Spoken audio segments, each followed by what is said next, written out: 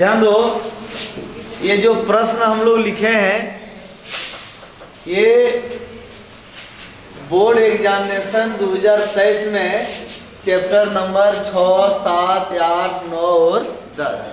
इसका मतलब 6 में रेखाएं और कोण, 7 है त्रिभुज, 8 है चतुर्भुज, 9 है त्रिभुज और समांतर चतुर्भुज का क्षेत्रफल, 10 है वृत्त।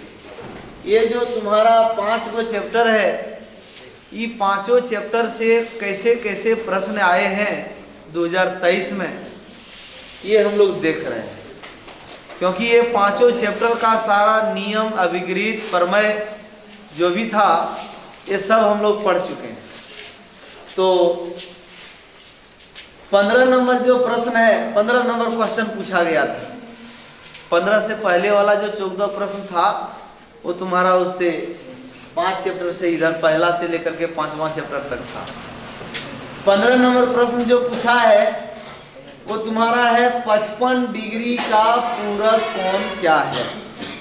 55 डिग्री का पूरक कोण क्या है। तो 55 डिग्री का पूरक कोण, सबसे पहले हम लोग को जानना होगा कि पूरक कोण होता क्या है।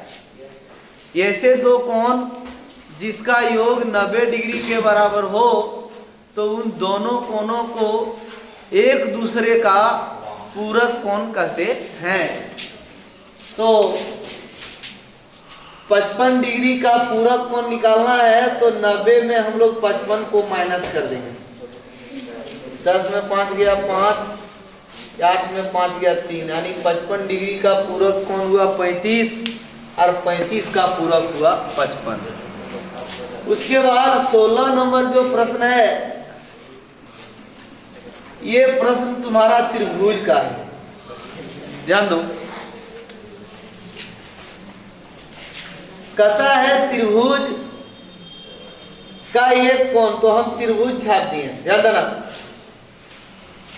ये सब प्रश्न का जवाब सब कोई नहीं दे सकता है, इसलिए इसको सब क्वेश्चन कठिन नहीं होता परीक्षा में। ये 16 नंबर प्रश्न का आंसर देखो हम लोग कैसे समझ रहे हैं। ध्यान दो, कह रहा है कि एक त्रिभुज का एक कोण जो है सो 130 है। तो एक कोण हम लिख दिए 130। अब कहता है दो कोण, तो दो कोण कौन बचा, एक को हमने लिख दिया 130। अब दो कोण में एक बचा B और एक बचा C। कहता ये दोनों जो बचा अन्य दो कोण, अन्य कोण होते हैं, अन्य कोण क्या बचा, दो गो B और C। ये दोनों कोण जो बचा अन्य में दो गो, कहता उसका समद्विभाजकों, समद्विभाजकों मतलब वो दोनों कोण को दो बराबर भागों में बांटने वाला समद्विभाजक कहते हैं। कोण का समद्विभाजक जो उस कोण को दो बराबर भागों में बांटे। तो कोण B का समद्विभाजक मतलब इसको दो बराबर भागों में बांटने वाला, और कोण C का समद्विभाजक मतलब C को दो बराबर भागों में बांटने वाला। मान लो मिला कहाँ, वो पर। कहता ये दोनों समद्विभाजक, यानी एक हुआ समद्विभाजक BO और एक हुआ समद्विभाजक CO। एक समद्विभाजक हुआ BO और एक समद्विभाजक हुआ CO। कहता ये दोनों समद्विभाजक के बीच का कोण, यानी ये कोण निकालना है। हम बोल रहे हैं एक कोण 130 डिग्री है और अन्य दो कोणों के समद्विभाजकों के बीच का कोण क्या हो सकता है, यानी क्या होगा, ये निकालना है। ध्यान दो। अच्छा बताओ, त्रिभुज के तीनों कोणों का योग कैसे होता है, 180 डिग्री होता है। उसमें एक कोण कितना है, इसका मतलब ये पूरा B और पूरा C दोनों मिला के कितना बचा, 50। कोण कितना है ये मालूम नहीं है, लेकिन B और C दोनों मिला के कितना बचा, तब 50 बचा। अगर मान लो ये 30 होगा तो ये 20 होगा, तब 50 चाहिए, 25 होगा तो हो 25 होगा। कितना मान लेगा, मान लो ये कहते हैं कोण B कितना है बता, 20। ठीक है, तब 20 हुआ तो 10 इधर हुआ और 10 कहते ही बचा। 95 ये 20 है तो ये कते होगा 30, तो 30 होगा तो ये आधा आधा समधि भाजक हुआ, तो 15 ये 15 ये 10 10 हुआ, तो ये कितना कितना हुआ, तब 15 और 10। अब ये त्रिभुज है BOC, एक त्रिभुज है BOC, एक त्रिभुज है, उसमें एक कोण कितना है और एक कोण कितना है, तो 10 और 15 कते हुआ 25 हुआ, और त्रिभुज के तीनों कोण का जोड़ कते होता है, तो 180 में 25 को माइनस करेंगे, ये कोण ना बचेगा, ये कोण बचेगा, कितना बचेगा 100, तो कितना बचा ये, अब तुम लोग मार दिया है, कोई 50 को मार दिया है, 50 मारा 40 हैं? सुनो अपने कब समझ में आया, कैसे बना तो समझ में आया। पहले क्या निकालना था ये मालूम करना था हम लोग को, क्या निकालना है, एक कोण दिया हुआ है 130 और दो कोणों के समविभाजकों के बीच का कोण हमको निकालना है, ध्यान दो। उसके बाद क्वेश्चन नंबर 17, उसके बाद क्वेश्चन नंबर 17 देखो, 17 नंबर प्रश्न में है,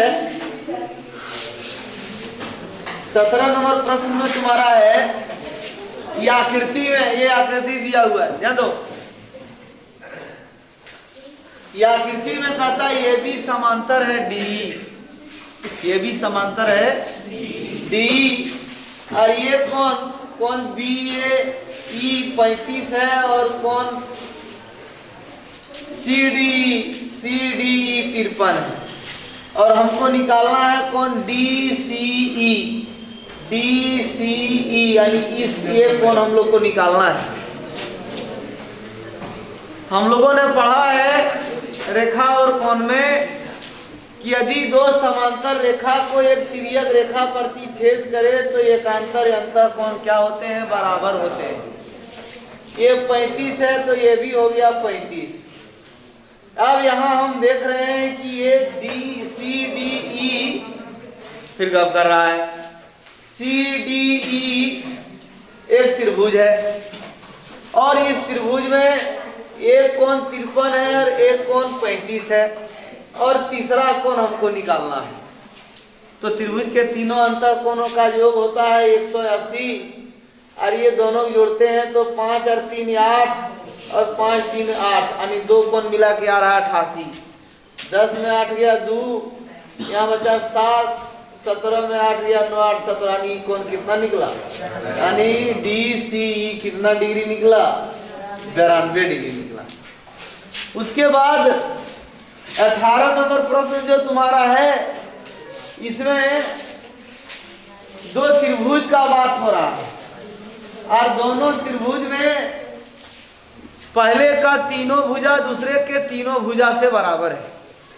हम लोग को केवल बताना है कि कौन त्रिभुज सर्वांगसम जो है वो सर्वांगसम है, उनका नाम क्या होगा। सब में एक ही त्रिभुज है, ABC तो यह है, CBA मतलब यह है ABC, लेकिन हम नाम देंगे कैसे, तो नाम दिया जाता है संगत भुजाओं से। जैसे अगर एक त्रिभुज है ABC, एक त्रिभुज है ABC और एक त्रिभुज है PQR, एक त्रिभुज है ABC और एक त्रिभुज है PQR। पहले देखो कौन किससे बराबर है।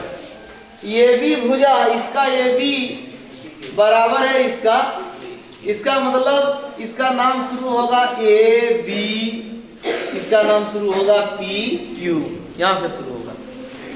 उसके बाद दिया हुआ है BC बराबर QR, यानी BC संगत है किसका, QR का संगत है। तो ये BC इसका नाम हुआ और इसका नाम हुआ PQ।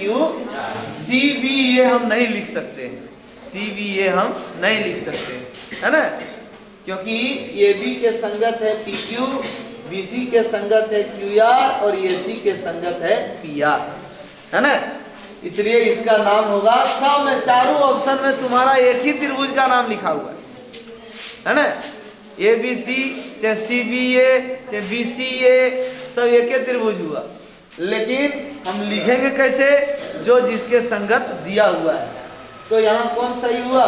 पहला सही हुआ। उसके बाद हम 19 नंबर क्वेश्चन को अगर देखें तो त्रिभुज ABC में, त्रिभुज ABC में कहता AB बराबर BC है। इस AB बराबर BC है, इसका मतलब हुआ दो भुजा बराबर है, और दो भुजा जिसका बराबर होता है उसको कहते हैं समद्विबाहु त्रिभुज। जिस त्रिभुज का दो भुजा बराबर होता है उसको कहते हैं समद्विबाहु त्रिभुज। तो दो भुजा बराबर होने से हम लोग पर में पढ़े थे